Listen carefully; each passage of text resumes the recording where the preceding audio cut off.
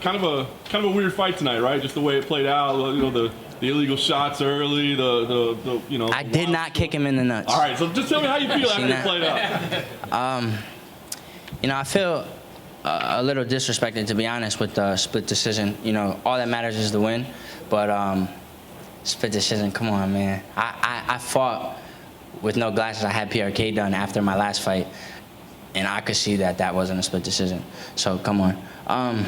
I feel good though. You know, you could ask around. I've been hearing all week like, hey Mike, you know, it's been very humbling. You know, the champion in my own division, you know, telling me he's a fan of my work, and that's gonna be my belt soon. You know, and just great champions and great people and great martial artists that's around me all throughout the week, just basically looking forward to my fight.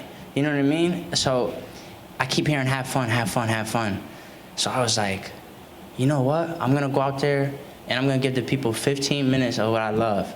You know, not for nothing, I cracked him with big shots, and I seen it, wobbled him, kicked him in the leg, hurt his leg, you know, a lot of things. And I just held the center, let him know that I'm the big dog in this cage, and I'm not going anywhere.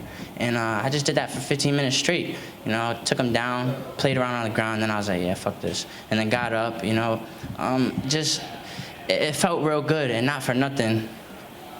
Oh, man. I'm telling you guys could believe me now, or you could look stupid later. I'm the future. I swear to God. I told my teacher, I'll never forget, I ain't pussy. I did a PowerPoint in my AP history class, you know, and it was around the time where MMA was getting legalized. It was real popular. You had, you know, great martial artists like Aljamain Sterling, Chris Weidman, when they were walking the streets for the petitions and stuff like that. Y'all remember that? It was like, what, 4 years ago or something?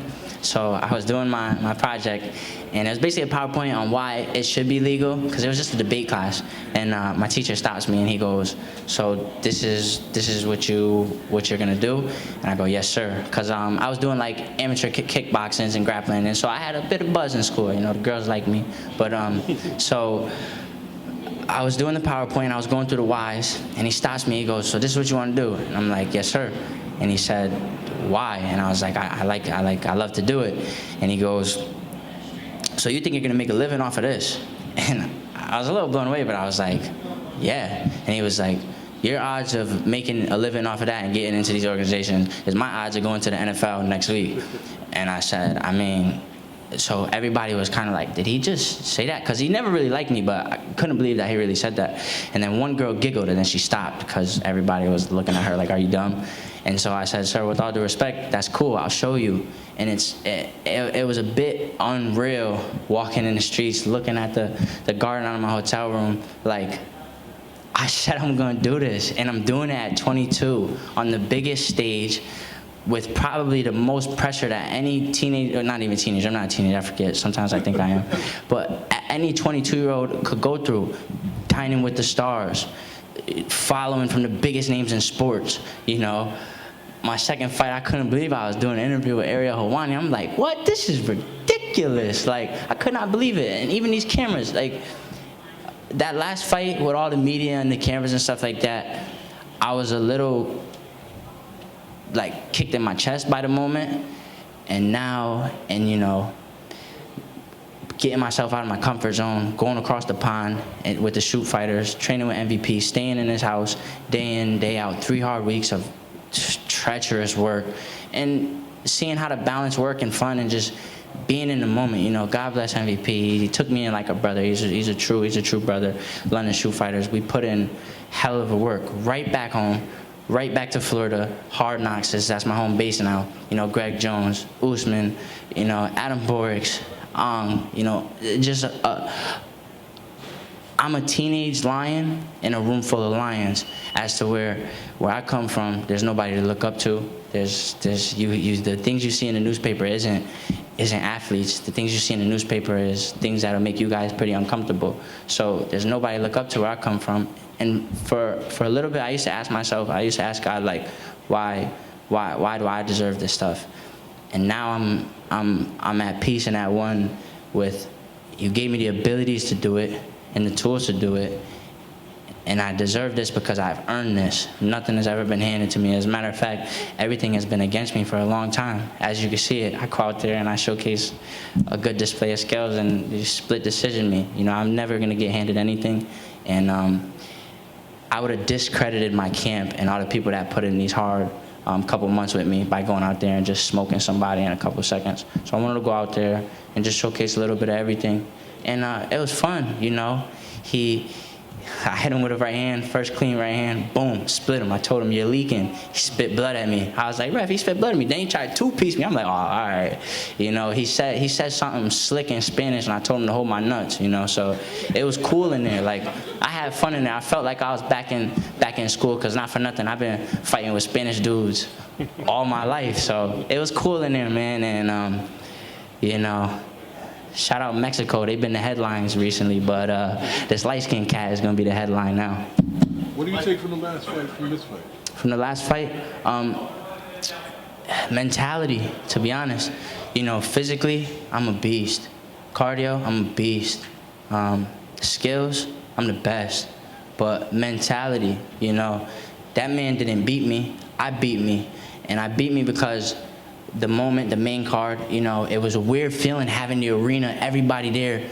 Mike's gonna do this, because I'm used to Mike can't do this. So I was kind of blown away, like, holy smokes.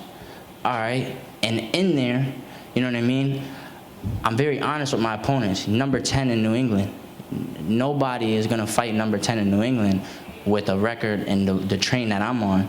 You know what I mean? So I just went out there and I respected his skills a little too much, because I surprised myself on that second takedown, and he took his best shot, and I felt his strength, and I got him up off me. And on the second takedown, I literally was like, oh shit, I'm on TV right now. I was so worried about this fight. This is easy. There's no way. And next thing you know, oh fuck, I'm in a triangle. Like white belt shit. Like I roll and I put my timing on the mat.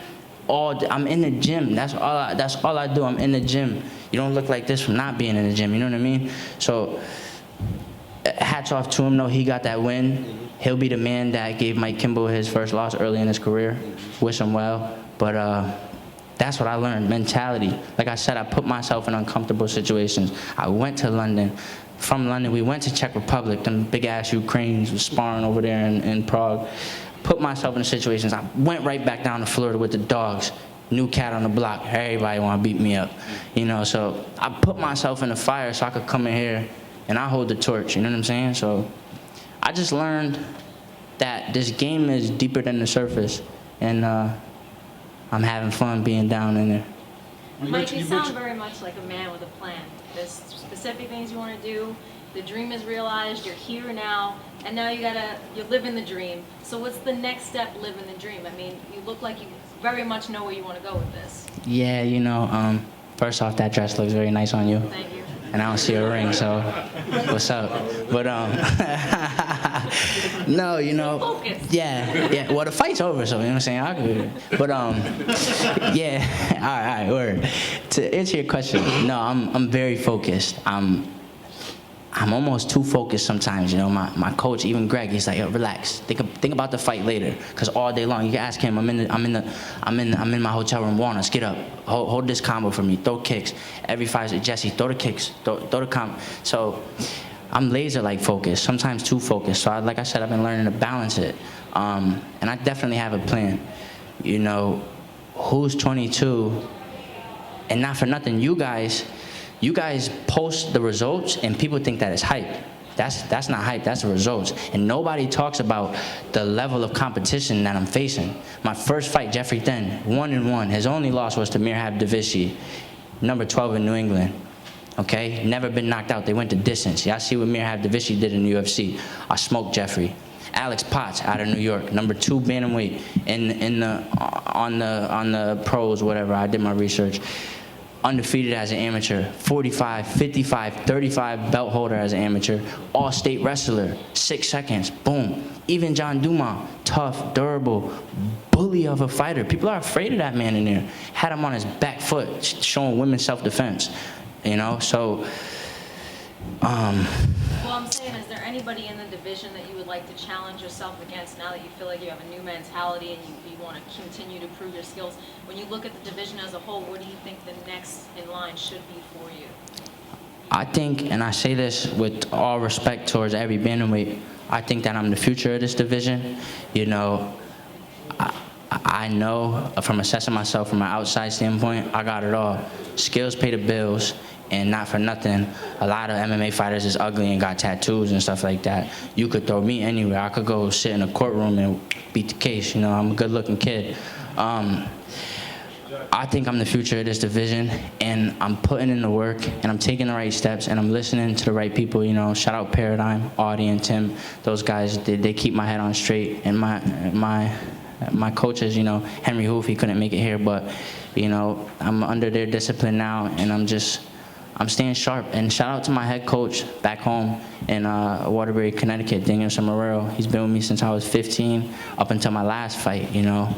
Like I said, I had to get out my comfort zone, and I had to know, like, I didn't come here to be the lion amongst sheep. I came here to be a lion amongst the lions. So that's why I made the move, and, you know, I'm a superstar in my hometown, but I want to be a true champion and a superstar to the world, because there's kids out there that, like my brother's age, just like me, who thought that those people on the TV and in the magazines and that are doing things, those people are there because that's where they're supposed to be, not like we're real flesh, wherever you come from, stay focused and get to it. So I'm the future of this division, you know.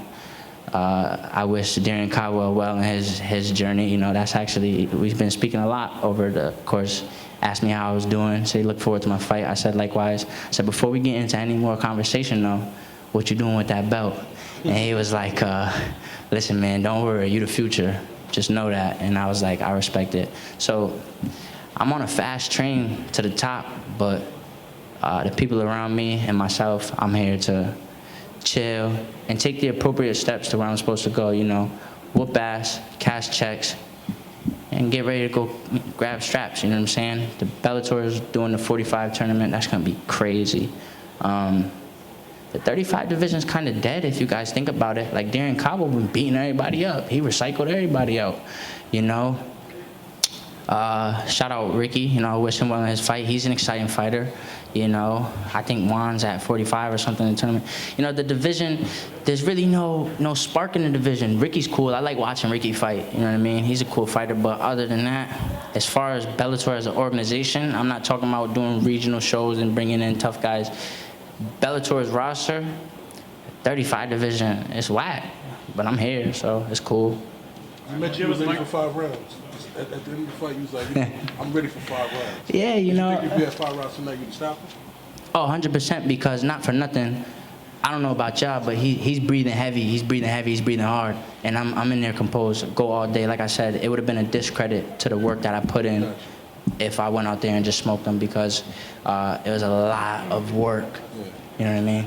So, thank you guys so much.